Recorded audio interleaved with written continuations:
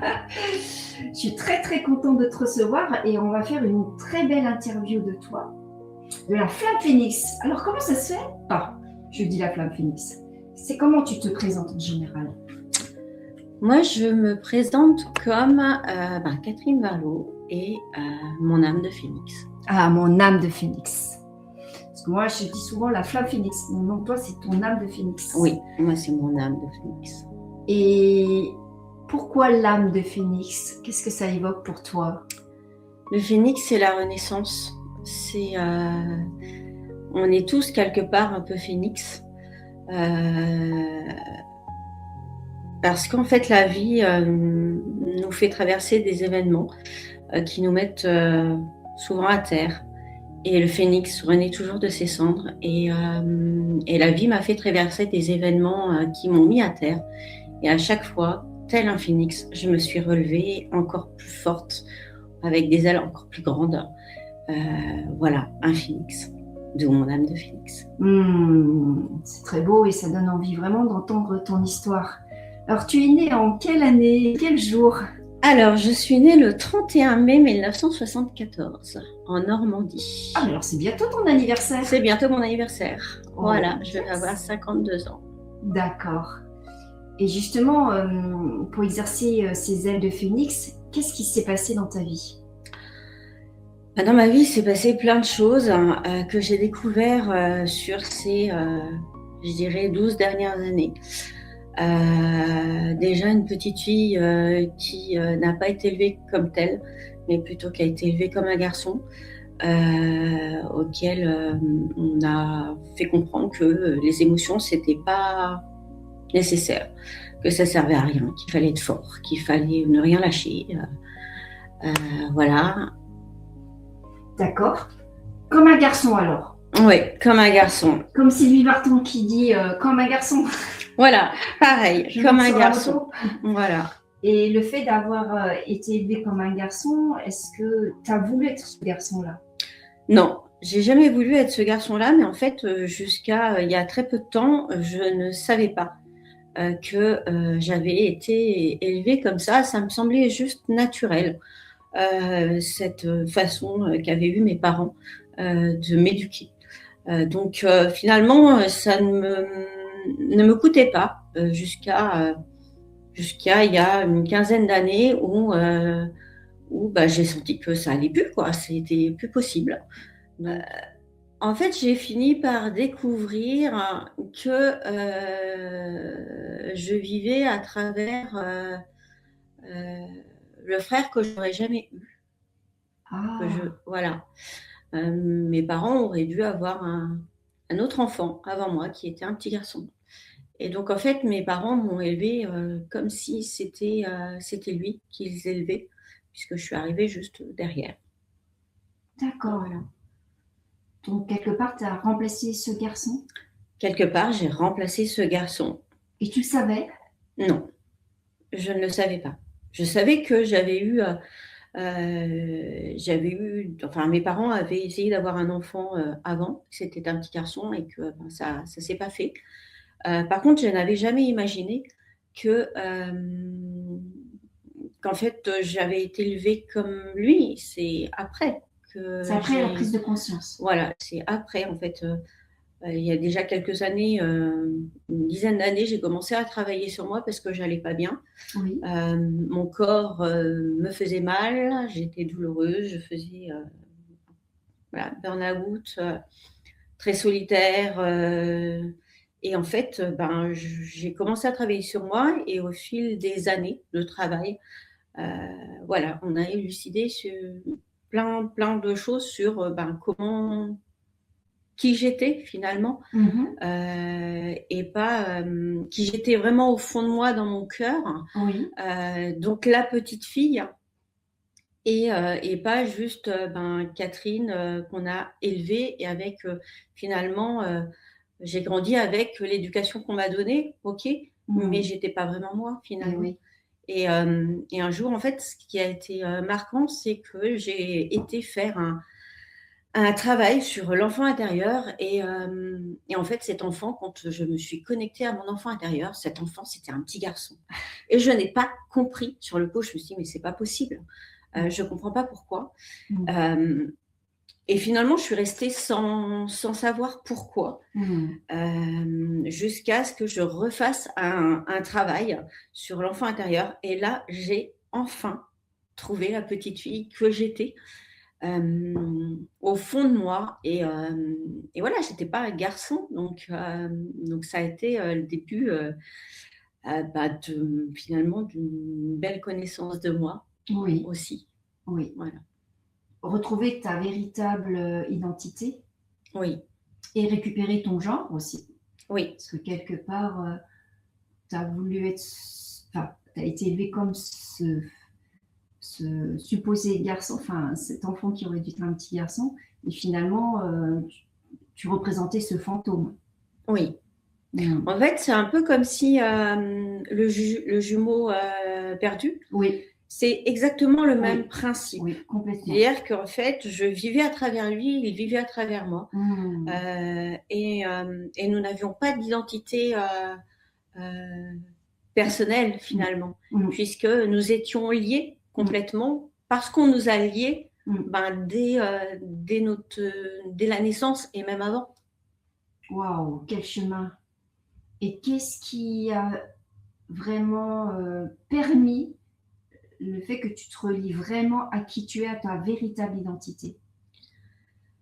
Alors il y a eu ça, il y a eu en fait voilà, c'est plusieurs années où j'ai travaillé sur moi par l'hypnose, par l'énergétique. Et en fait, petit à petit, j'ai enlevé, c'est comme si j'avais une cordelette avec des nœuds. Ah, Et ok. petit à petit, en fait, j'ai enlevé les nœuds qui forment ma vie. Et à chaque nœud, j'ai découvert un nouvel événement qui faisait le pourquoi je réagissais d'une manière ou d'une autre dans ma façon d'être aujourd'hui. Et donc, du coup, petit à petit, en enlevant les nœuds, j'ai découvert qui j'étais. Waouh, mais quelle belle image de ces nœuds finalement que, au fur et à mesure, tu as enlevés. Et suite à ça, lorsque tu as finalisé ce processus, est-ce qu'il y a d'autres événements qui t'ont permis de retrouver ta pleine identité? Alors, dans les événements de la vie, voilà, j'ai découvert notamment l'inceste. Oui. Euh,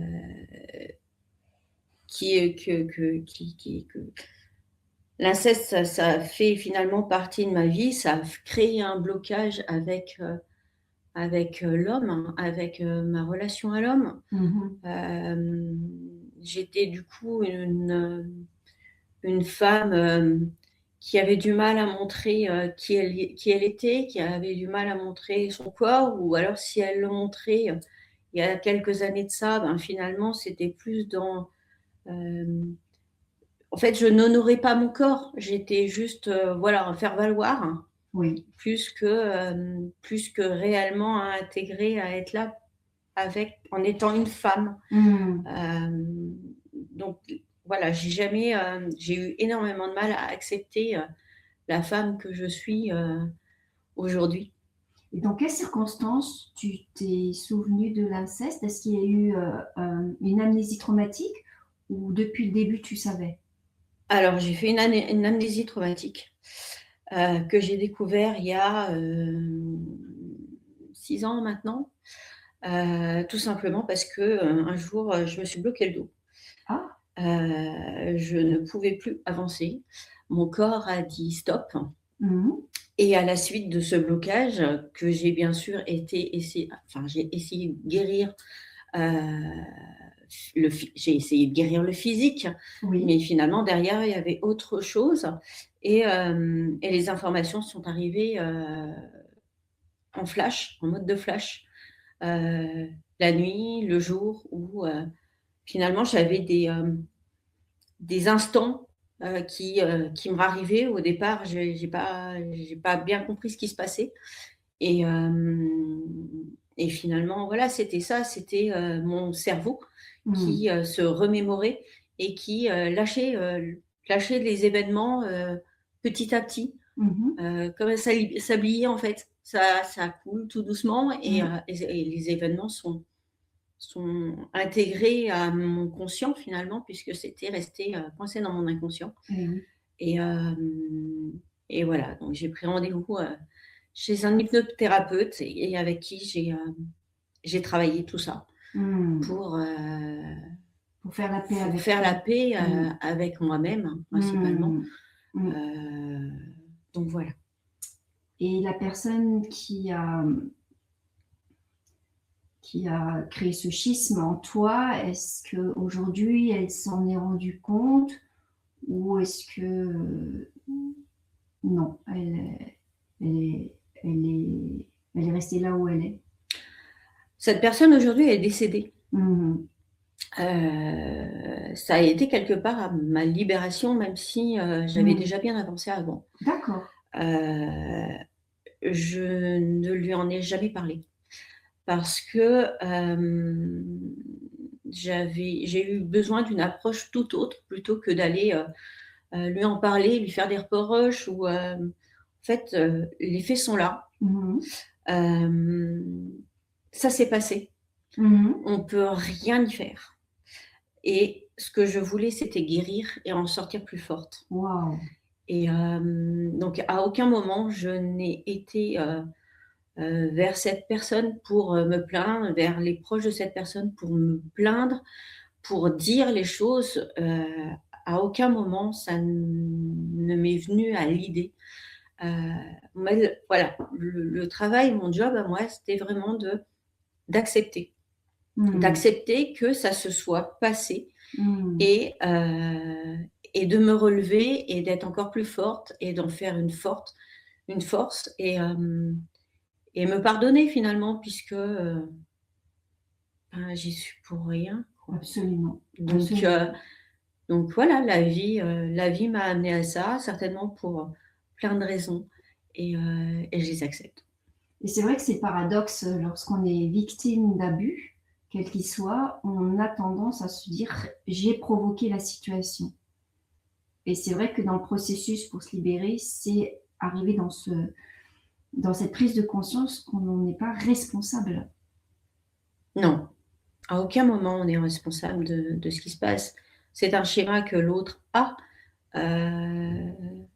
Voilà, il était porté sur les enfants, sur les jeunes femmes.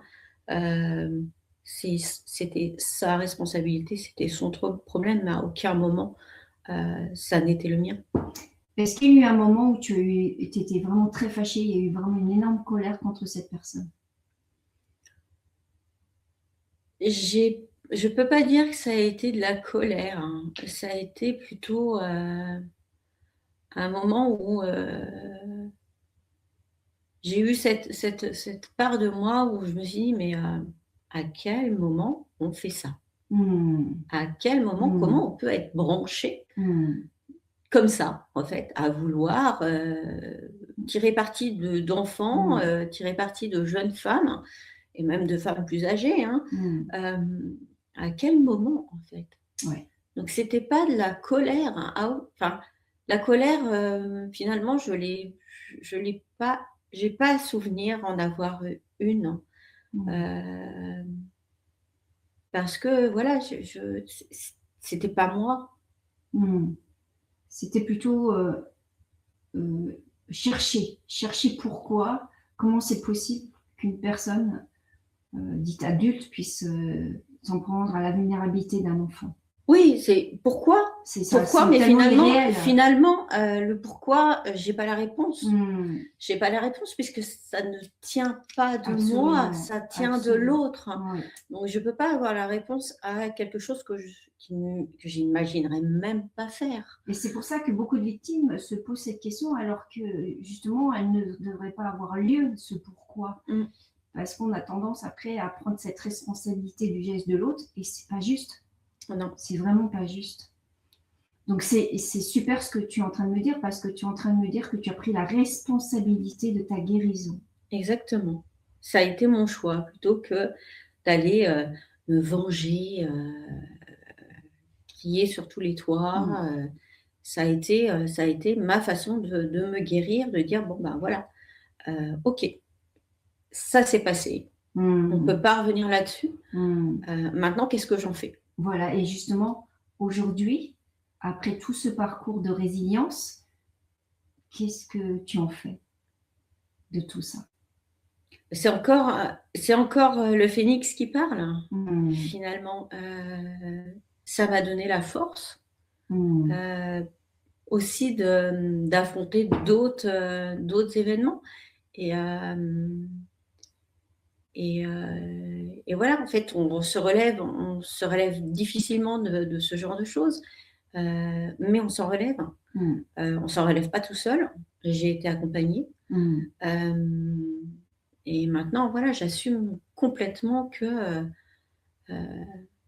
j'ai vécu l'inceste. Mmh. Et aujourd'hui, j'ai en plus compris que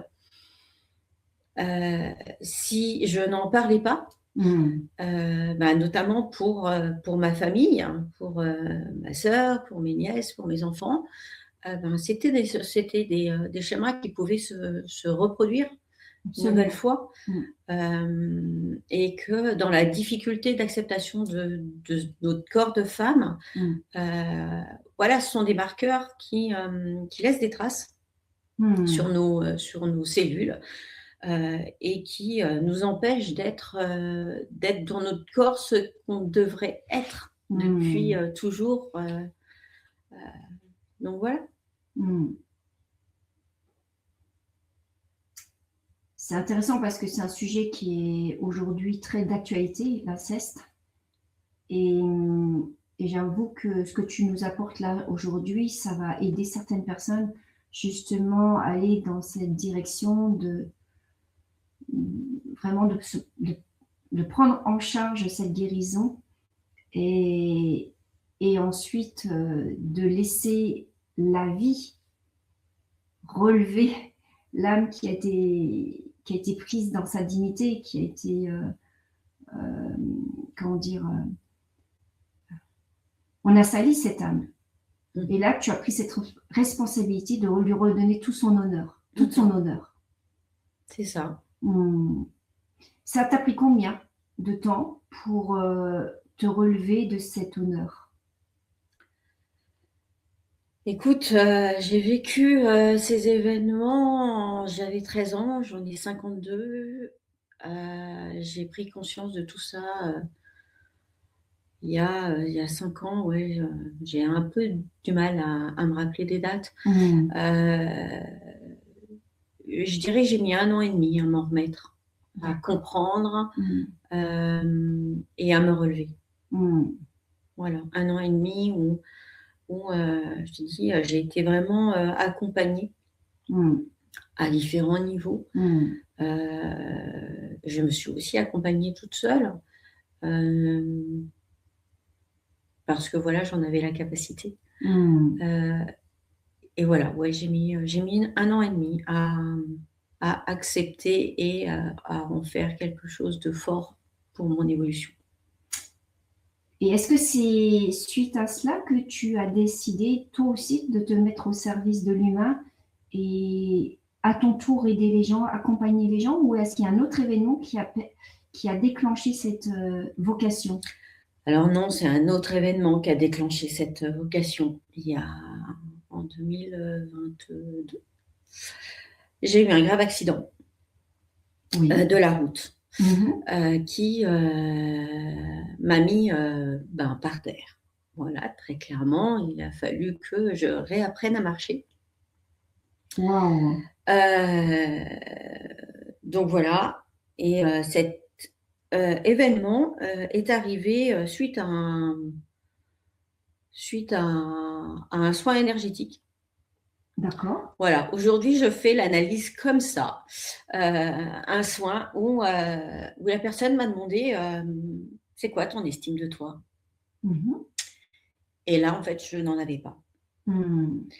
Et je voyais pas vraiment l'intérêt que je sois sur cette terre. Qu'est-ce que je faisais là? Ben, je savais pas trop. Donc, le phénix est de nouveau tombé. donc voilà, parce que ça a été radical. Hein. 10 jours après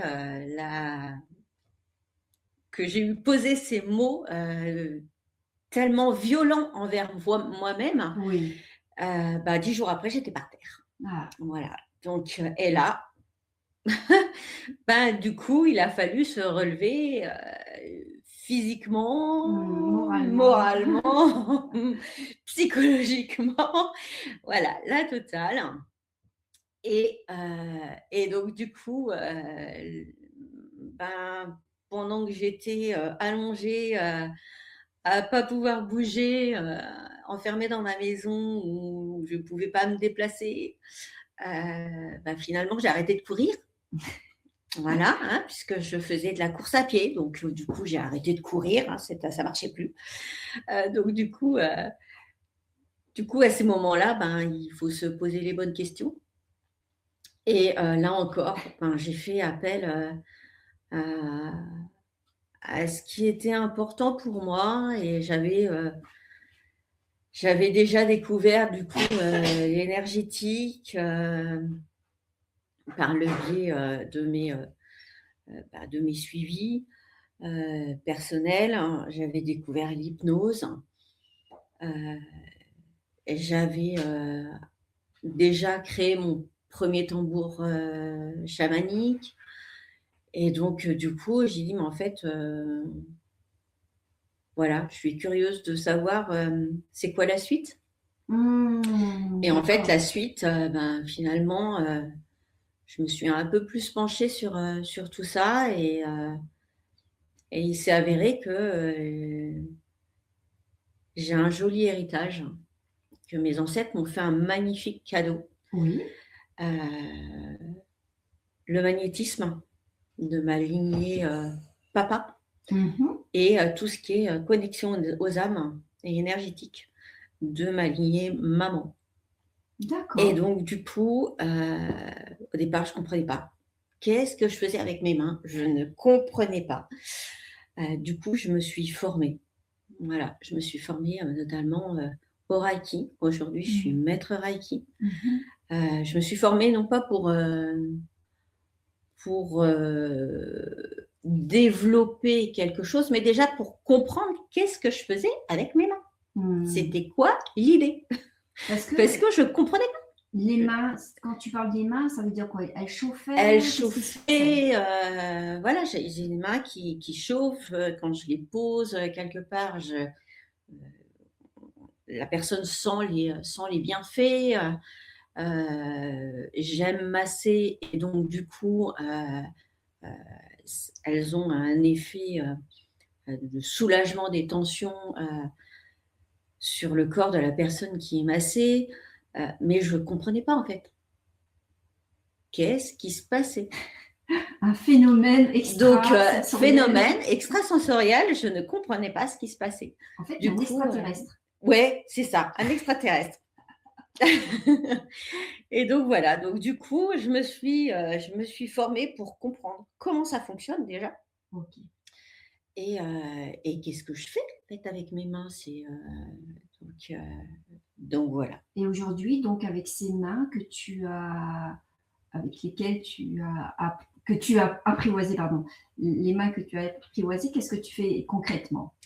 Aujourd'hui, j'accompagne les hommes et les femmes dans leur grande transformation de vie. Parce que finalement, tout ce qu'on vit, les deuils, l'inceste, les traumas, les accidents, les burn-out, toutes ces expériences de vie que chacun vit, puisqu'on est tous concernés à un moment ou à un autre, finalement, il y a beaucoup de personnes qui continuent de les vivre voilà, comme si de rien n'était, en disant voilà, c'est fait, c'est passé, on en reste là. Et aujourd'hui, on se rend compte que ça laisse des traces. Ça laisse des traces, même si on pense les avoir guéris, ça laisse des traces. Et bien souvent, c'est notre corps qui parle avant. des maux de tête, on a mal au dos, il y a la maladie, il y a les Mm. cancers. Et, et en fait, je me suis rendu compte que ces personnes, ben, elles n'étaient pas vraiment accompagnées, elles n'avaient pas fait le cheminement de transformation qu'elles auraient dû faire pour justement devenir plus fortes de ce qui leur est arrivé et avancer. Chaque trauma, chaque étape de notre vie, elle est faite pour évoluer, pour grandir, pour euh, se développer, pour avoir des ailes plus grandes, comme les phénix. Et, Mm. finalement, toutes les personnes qui restent dans leur schéma sans évoluer, ben, un jour, c'est leur dos, leur tête, Ouais. leur corps qui lâche. Donc voilà, donc moi j'agis à ce moment-là. Et donc voilà, je suis aujourd'hui accompagnante, maître Reiki, euh, et j'accompagne les âmes dans leur grande transformation Quand, de quand, vie. quand tu parles du Reiki, qu'est-ce que tu entends par là? Pour ceux qui ne connaissent pas du tout le Reiki. Alors le Reiki, c'est un soin énergétique japonais. Euh, Reiki, c'est une énergie de vie. C'est l'énergie de vie qui a été découverte par Mikao Usui. Mm. Donc voilà, moi j'utilise le Reiki Usui de Mikao. D'accord, C'est à cela que j'ai été formée. d'accord. Mm. Et donc, cette énergie avec laquelle tu travailles permet de débloquer les nœuds. Est-ce qu'il y a de la parole qui est accompagnée ou est-ce que c'est juste les mains qui travaillent? Alors, votre corps, je le ressens. Je Mm. ressens ces tensions, je ressens ces douleurs. Mm. Vos émotions, je les ressens. Je suis capable, ça fait sourire souvent, mais je suis capable de pleurer avant vous, Mm. finalement, d'avoir les larmes avant vous, puisque l'émotion va sortir par mon corps plutôt Mm. que tout de suite le vôtre. Et donc, du coup, je vais avoir cette capacité et je vais avoir les informations euh, de votre corps et de vos émotions pour aller les accompagner dans leur D'accord. libération. C'est comme si tu te connectais à l'âme de l'enfant intérieur, si je Je comprends suis bien. complètement connectée à la personne, à l'âme de la personne Mm. qui est à côté de moi, que j'accompagne.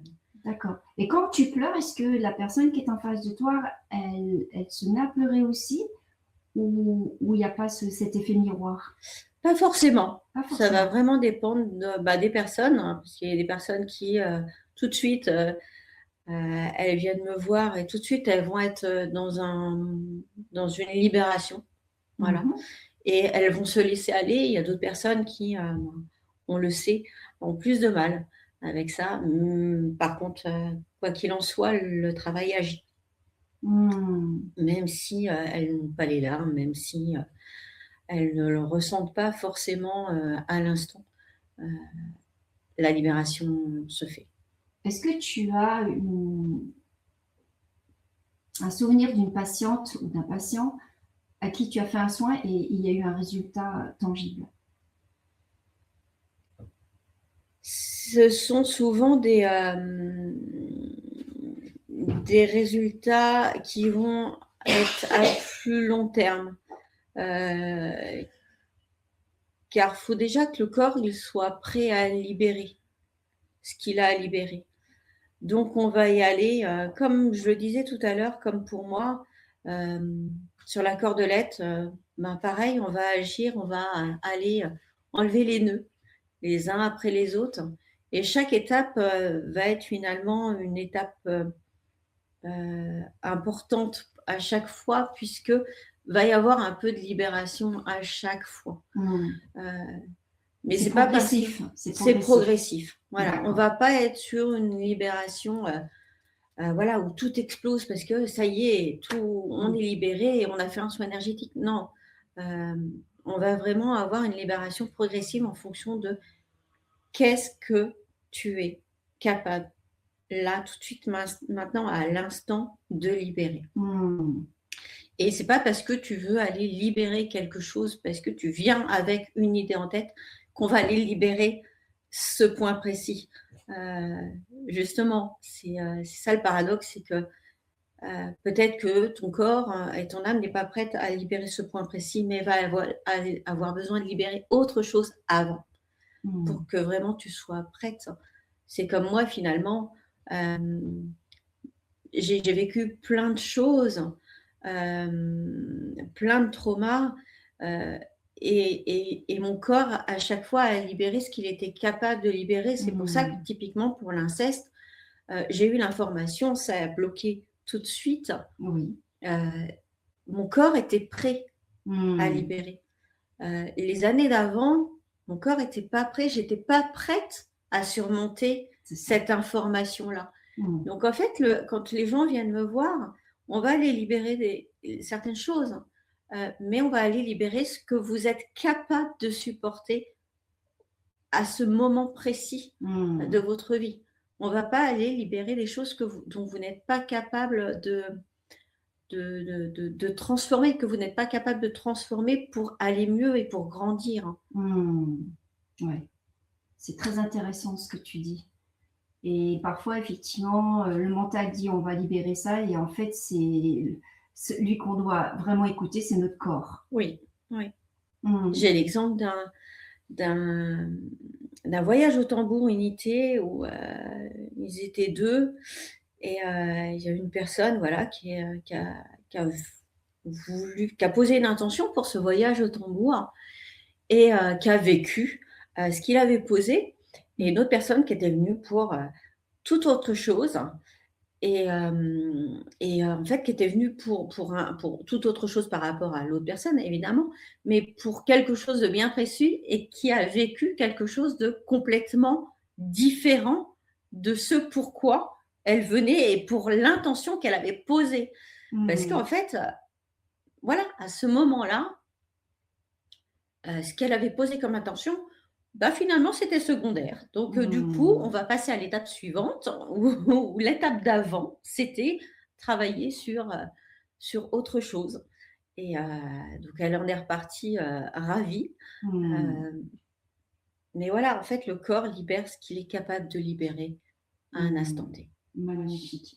C'est Catherine qui vous a parlé de son cheminement de phénix. Je suis très contente de t'avoir rencontré et très contente que tu aies pu parler aussi spontanément, aussi authentiquement. Et j'espère que vous allez la rencontrer, l'appeler pour que vous puissiez vous sentir beaucoup mieux dans votre corps, pour que vous puissiez faire la paix dans votre cœur, et qu'enfin, avec votre enfant intérieur, vous faites un joli couple, j'allais dire. C'est ça. Une belle relation. Ouais. Aujourd'hui, comment tu te sens par rapport à tout ce cheminement? Est-ce que tu te sens complète? Comment tu te sens? Aujourd'hui, j'ai l'impression d'être enfin moi, de m'être enfin trouvée. Et aujourd'hui, finalement, ce mois de mai qui... voilà, on est le 29 du mois de mai. C'est un mois qui est pour moi, qui chaque année démarre douloureux et se termine par mon anniversaire. Et, dans 3 jours. Dans 3 jours. Oui. Et en fait, c'est ce mois de mai est juste magique, parce que j'ai osé être moi. J'ai osé t'appeler aussi, Sabine. C'est vrai que quand tu me l'avais proposé, je n'osais pas. C'était juste inimaginable. Voilà, presque 1 an après, on est ensemble et on fait cette interview. Et c'est juste magnifique. Merci. Allez, un bisou. Voilà, donc si vous avez envie aussi d'être interviewé, si vous avez envie aussi de présenter vos compétences, ou votre parcours de vie, n'hésitez pas à me contacter. En tout cas, un hip hip hip hurrah pour Catherine, et envoyez-lui autant de commentaires possibles, et voilà. À très très vite, et merci de votre présence. Au revoir.